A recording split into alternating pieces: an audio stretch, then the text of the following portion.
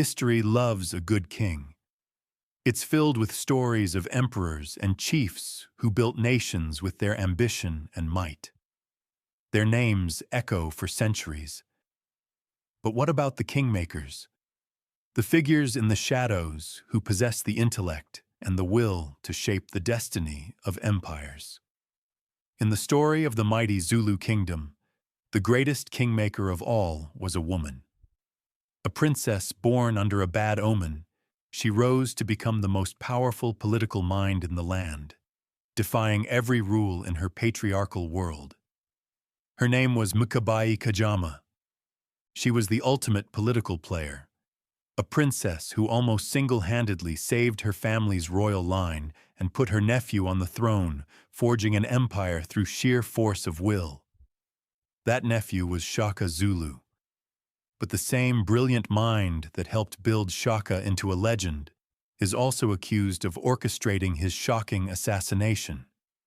So how does a creator become a destroyer? This is the story of Mukabayi, the woman who made a king, and may have been forced to unmake him.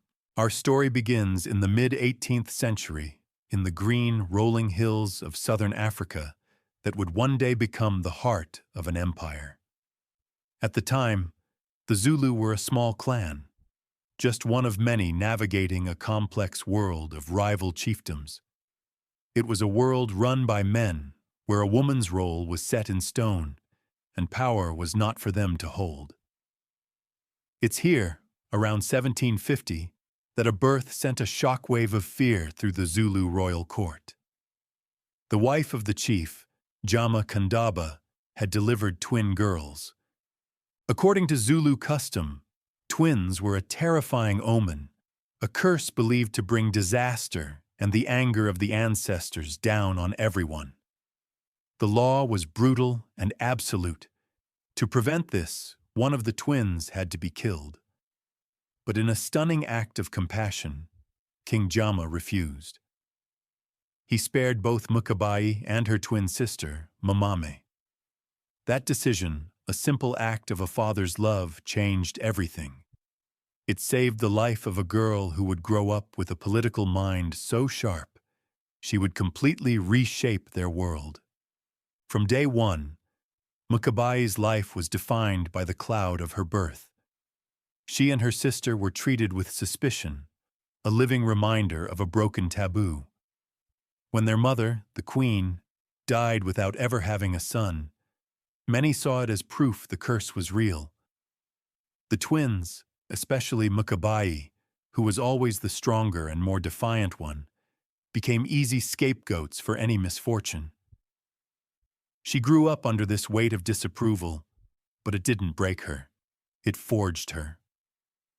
Feeling like she owed a debt to the father who saved her, Mukabayi dedicated her entire life to one thing: the survival of the Zulu royal line. As her father grew old, the Zulu faced a crisis.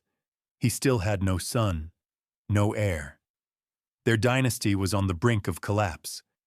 It was then that a teenage Mukabayi made her first bold political move. In an act totally unheard of for a princess, she decided to solve the problem herself. Without her father's knowledge, she went looking for a new wife for him, a woman named Sibaya. Mukabayi arranged the entire courtship and marriage on her own. Her gamble worked. Matanya gave kaJama the son and heir he desperately needed. To honor his daughter's incredible foresight, Jama named the boy Senzangakona, which means "we have done accordingly," a direct tribute to Mukabayi. With that one move, Mukabayi had saved her father's legacy, and for a while, even won over the people, who now saw her as a protector of their future. She had tasted power, and it turned out she was better at this game than anyone. This was just the beginning. In 1781, kaJama died. His heir, Senzangakona, was just a boy, too young to rule. The Zulu nation was vulnerable again. As the Council of Royal Men debated what to do, Mukabayi acted. She made a declaration that stunned everyone. She would rule as regent until her half-brother was old enough. A woman had never been regent. It was a direct challenge to the entire patriarchal system. But her personality was so formidable and her influence so great that the men, likely fearing her, agreed. Mukabayi's reign was anything but gentle. She ruled with an iron fist, showing a ruthlessness that solidified her control. She knew power wasn't given, it was taken and defended. Her main goal was protecting the throne for her young brother. When a rival named Sojiesa emerged as a threat, Mukabayi didn't hesitate. She sent her armies to crush him and his followers, a brutal message to anyone else who might challenge her brother's claim. Her rule was absolute. During this time, Mukabayi also secured another key source of her power. As an unmarried royal princess, she was given command of a military kraal, or homestead. Her unit was known as the Abakulusi, and under her, it became a disciplined and respected force. To hold on to this power and her independence, Mukabayi made a life-altering choice. She would never marry. She refused all suitors, knowing that a husband would mean giving up the unique authority she held. Her devotion wasn't to a husband or family, but to the Zulu state itself. She saw her ambition as the kingdom's ambition. In a sign of deep respect, praise poems would sometimes honor her with masculine titles, acknowledging that her power seemed to transcend gender. When Senzangakona came of age in 1787, Mukabayi stepped down, handing power to the brother whose throne she had fiercely guarded. But stepping down didn't mean disappearing. She simply shifted into the role of chief advisor, the power behind the throne. Her brother's reign was defined by her watchful presence, always guarding the kingdom's interests. It was during this time that another key person entered our story, a woman named Nandi. Senzangakona had a relationship with Nandi that resulted in a premarital pregnancy, a major scandal. The child was originally named Skidi, but the world would come to know him as Shaka. Because he was seen as illegitimate, Shaka and his mother Nandi were ridiculed and eventually cast out, forced into exile. While later dramas loved to paint Mukabayi as Nandi's rival, the reality is likely far more complex. It's possible Mukabayi saw something in this outcast nephew that no one else did. While others saw the shame of his birth, she may have seen a spark of greatness, a boy with the ferocity of a lion.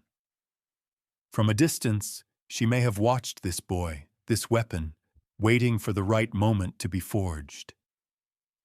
Senzangakona's reign was fairly unremarkable. When he died in 1816, the question of who was next threw the Zulu Kingdom into chaos once again.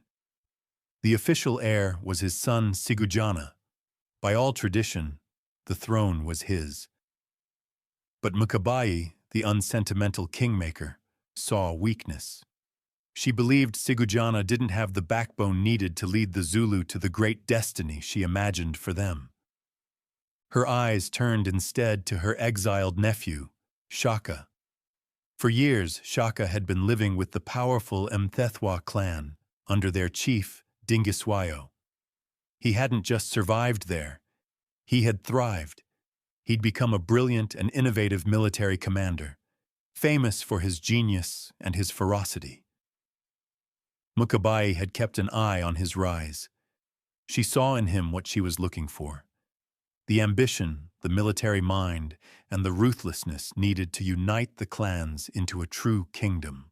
So, Mukabayi made her second great king-making move. She decided to ignore tradition and back the illegitimate son over the rightful heir. She sent word to Shaka, encouraging him to make a play for the throne, and began gathering political support for him back home. When news that the fearsome warrior Shaka was coming, backed by Mukabayi, reached Sigujana, the would-be king's reign was over before it began. Sigujana was quickly killed, and the path was cleared. Shaka Senzangakona returned not as an outcast, but as the undisputed king of the Zulu, and he owed his crown to the political maneuvering of his aunt. With Shaka on the throne, the Zulu Kingdom exploded onto the scene, and Mukabayi was his most trusted advisor. She was the political anchor to his military storm. While Shaka was on the battlefield creating an empire with his revolutionary tactics, Mukabayi was at home, managing the state. She remained the head of her own powerful Abakulusai military homestead, which was vital to Shaka's campaigns. She effectively acted as his chief political strategist, controlling access to the king and shaping his decisions. Her influence was so well known that a common saying reportedly arose, "Buzani Mkabayi," which means, "Go and consult Mukabayi." It was an admission that her word was often the final one. Together, they were unstoppable. Shaka, the military genius, expanded the borders.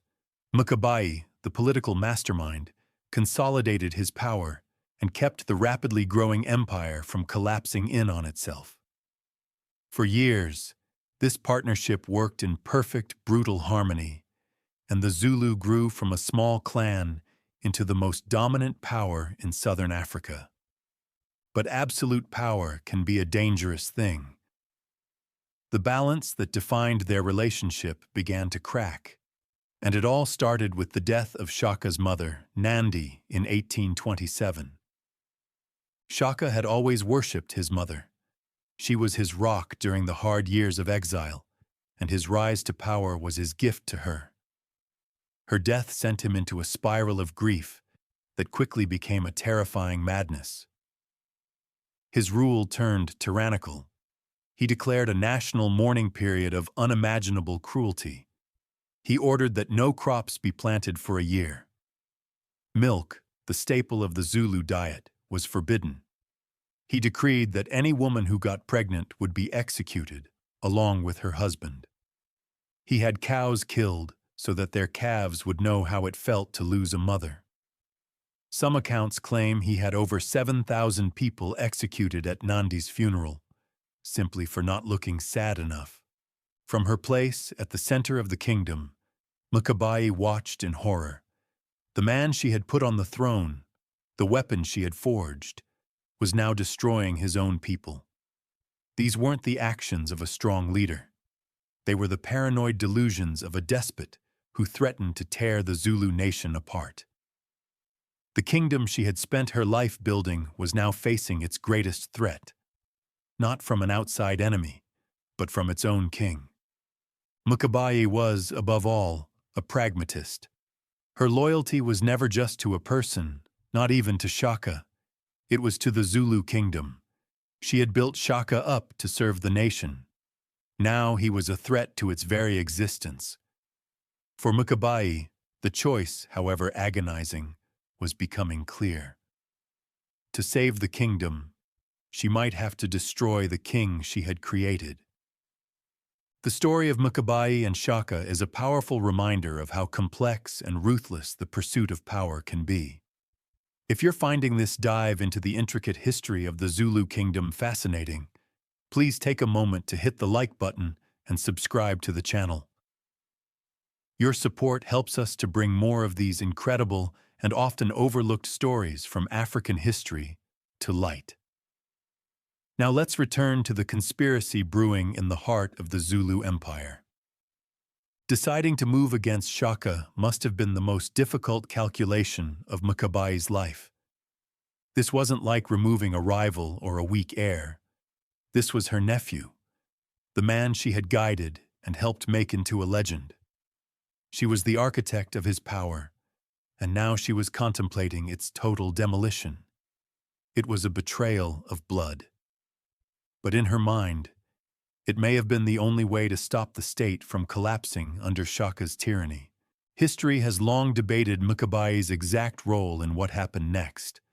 The plot to kill the king was led by Shaka's own half-brothers, Dingane and Malangana, who had every reason to fear their increasingly violent king.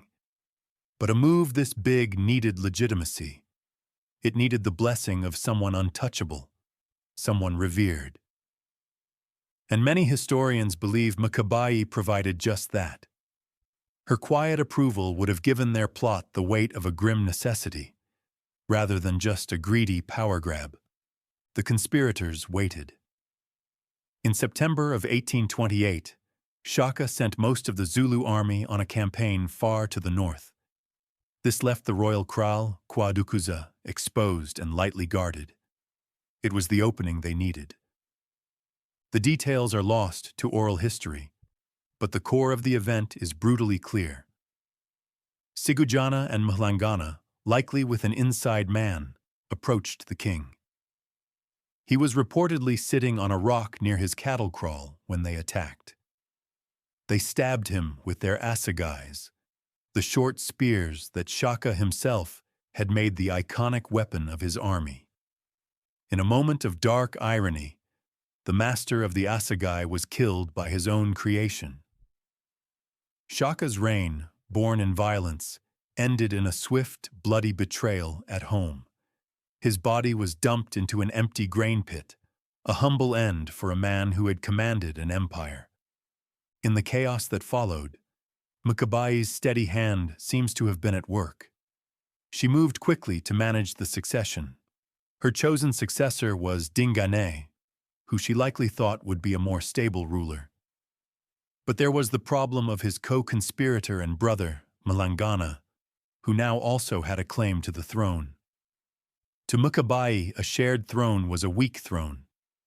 It's believed that to consolidate Dingane's power, Mukabayi gave her blessing to one final, cold-blooded act. Shortly after Shaka's death, Mlangana was also assassinated, leaving Dingane to rule alone. The kingmaker had done her work. She had torn down one king and built another, all in the name of preserving the kingdom. Mukabayi continued to be a key advisor during Dingane's reign, just as she had for Senzangakona and Shaka. She never married, guarding her independence and her command of the Abakulusi homestead. For a time it seemed her terrible gamble had worked. The kingdom was stable, and she was still at the center of power. But the world was changing. European settlers, the Voortrekkers, were arriving, and the political landscape was shifting under her feet. Dingane's reign was marked by disastrous wars with these new arrivals, which fatally weakened his rule. He was eventually challenged by another half-brother, Mpande. In 1840, Dingane was overthrown by Mpande's forces, who had allied with the Boers. With Mpande on the throne, a king she hadn't chosen and who didn't owe her his power, Mukabayi's long run as the ultimate power broker was finally over.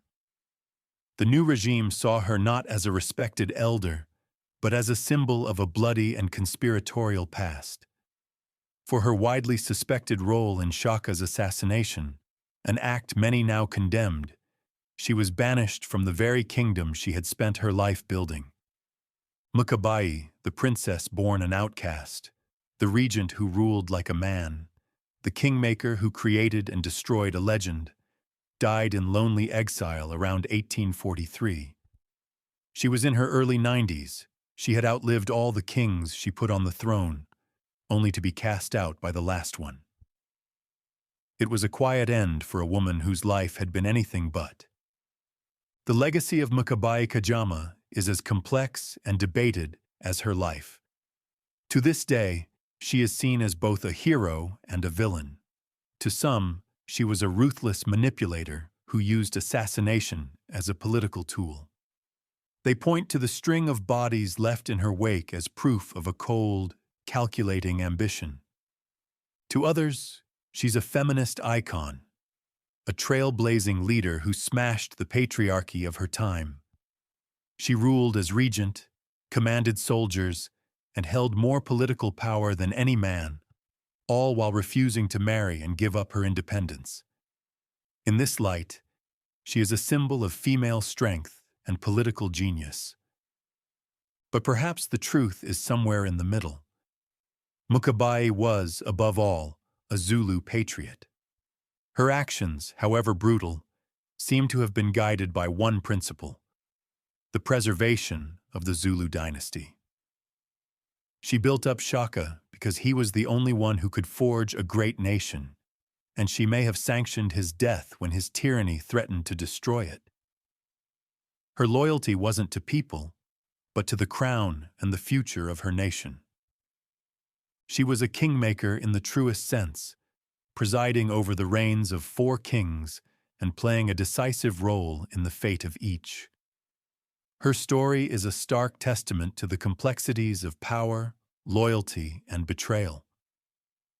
It is the story of a woman who, from the moment she defied death at her own birth, refused to be anything less than the architect of her nation's destiny.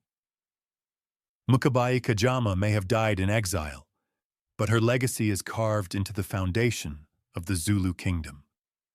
The woman who built an empire, and then, to save it, let its greatest hero burn. What do you think of Mukabayi's legacy? Was she a patriot or a traitor? A feminist hero or a ruthless tyrant? Let us know your thoughts in the comments below.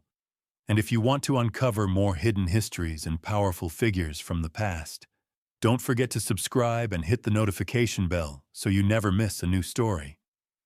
Thanks for watching.